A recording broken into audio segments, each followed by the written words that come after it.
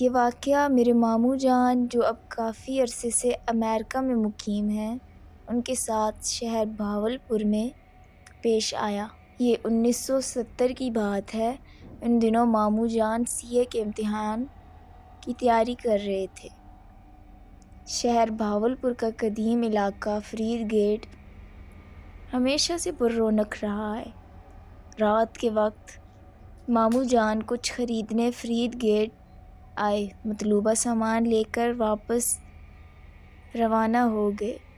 سردیوں کا دھند بھرا موسم تھا، رات کے کم و بیش 10 بجے سے زیادہ وقت تھا۔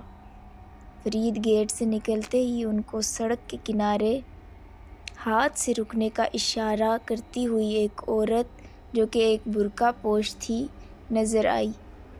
ماموں جی نے موٹر سائیکل روک دی۔ عورت نے کہا، آپ کا احسان ہوگا، مجھے بغداد اسٹیشن پہنچا دیں۔ اس ٹائم کوئی گاڑی کوئی رکشہ نہیں تھا اور اس نے کہا کہ میرا جانا بہت ضروری ہے۔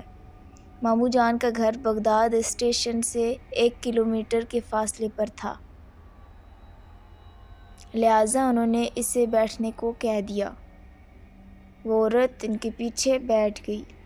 5 منٹ کے سفر کے بعد میلے والی گلی آ گئی۔ ماموں جان اس کو کہنے لگے کہ یہ میرا گھر ہے مگر میں آپ کو آپ کے گھر تک چھوڑ دیتا ہوں، مگر عورت خاموش رہی۔ بغداد اسٹیشن قریب آتا گیا اور سڑک سنسان ہوتی گئی۔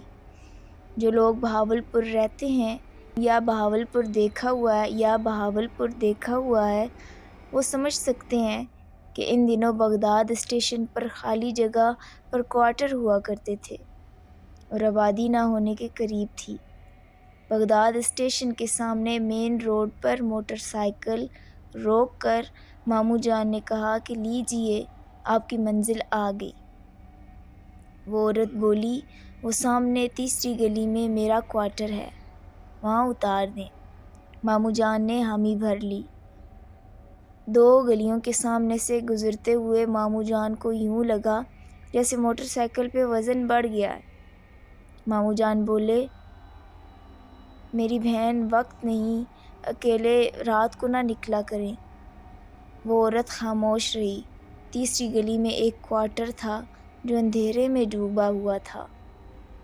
وہ عورت بولی، بس یہاں روک دو۔ عورت نیچے اتر گئی۔ ماموں جان نے موٹر سائیکل موڑ کر سلام کر کے موٹر سائیکل آگے بڑھانا چاہا مگر یوں لگا جیسے ماموں کی موٹر سائیکل پر وزن بڑھ گیا ہو۔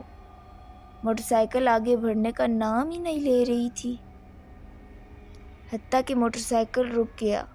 عجیب سی کیفیت میں ماموں جان نے کہا کہ یہ موٹر سائیکل کو کیا ہو رہا ہے؟ تو وہ عورت بولی، یہاں آ کے آج تک کوئی واپس نہیں گیا۔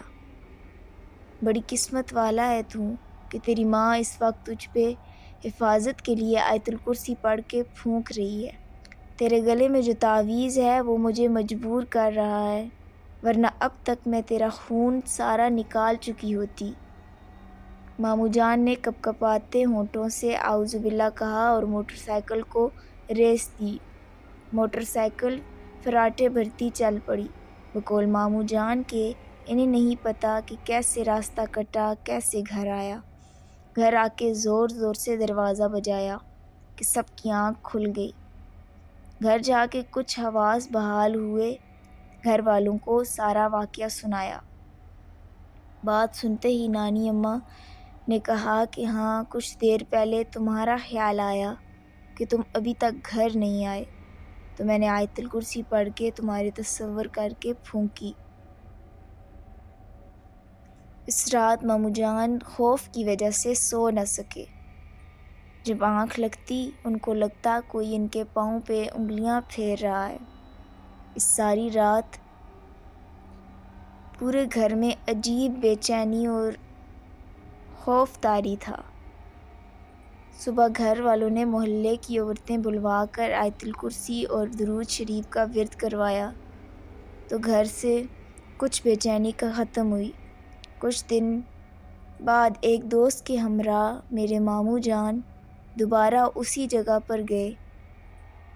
بغداد اسٹیشن پہنچتے ہی تیسری گلی میں اس کوارٹر کو دیکھنے گئے، مگر وہاں کوئی کوارٹر کا نام و نشان تک نہ تھا، کچرے کا ڈھیر تھا۔